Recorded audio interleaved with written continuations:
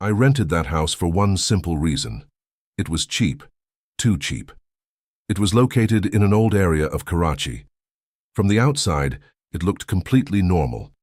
A two-story house, slightly worn, but nothing unusual. But the people around it, they were strange. They avoided eye contact. They spoke in half sentences. And whenever I mentioned the house, they went quiet. Still, cheap rent is cheap rent, so I ignored everything. When I asked the landlord why the price was so low, he just smiled. A strange, unsettling smile. "The last tenant," he said, softly, "didn't stay long." I laughed. Back then, I thought it was just one of those creepy jokes. The first night was peaceful, nothing unusual. The second night, that's when it started. Late at night, I heard footsteps. Slow, heavy footsteps, coming from upstairs. Thunk, thunk, thunk. At first I thought it was a cat, but then I remembered. The upper floor was locked, and the key was with the landlord. The third night, there was no doubt. Someone was there, walking, slowly, coming down the stairs. My heart started racing. Every step felt closer, closer to me. I forced myself to get up and open the door. Nothing. Complete silence. But then I looked down, and my blood froze. Wet footprints, fresh, as if someone had just stepped out of water, and those footprints, they were leading straight into my room. I didn't sleep that night. The next morning I went straight to the landlord. "Who lives upstairs?" I asked. He didn't answer immediately, just stared at me, then said, "No one lives there." I swallowed hard. The last tenant used to. "Where is he now?" I asked. The landlord leaned slightly closer, looked directly into my eyes, and whispered, "He didn't leave. He was found." I didn't understand what he meant. Or maybe I didn't want to.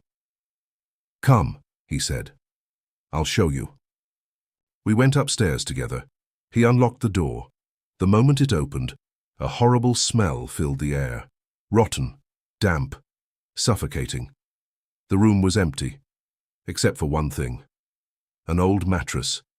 And on the wall, something scratched, deeply, violently. Words carved with nails.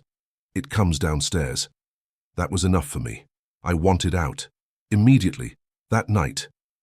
I started packing, hands shaking, mind racing, and then a voice, right behind me. "Leaving?" I froze. It was close. Too close. Slowly, I turned around. No one. But then, I looked at the mirror, and that's when everything broke. Someone was standing behind me, wearing wet clothes, completely still. And its face was mine. I screamed, ran out of the house, didn't look back. The next day, I told the landlord I was leaving. He didn't react, didn't seem surprised. "All right," he said calmly. "It always happens."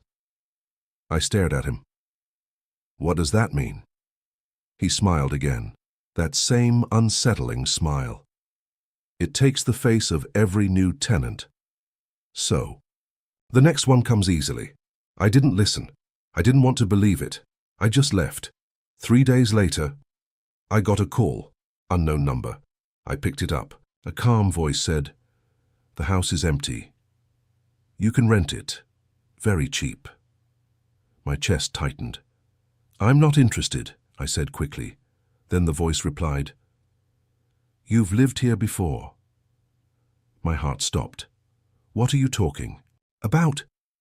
And then it started laughing, slow, echoing, unnatural laughter.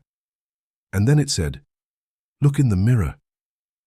Slowly, I raised my head, looked forward, and in that moment, I screamed. Because in the mirror, I wasn't alone. Sometimes The cheapest things end up costing you everything.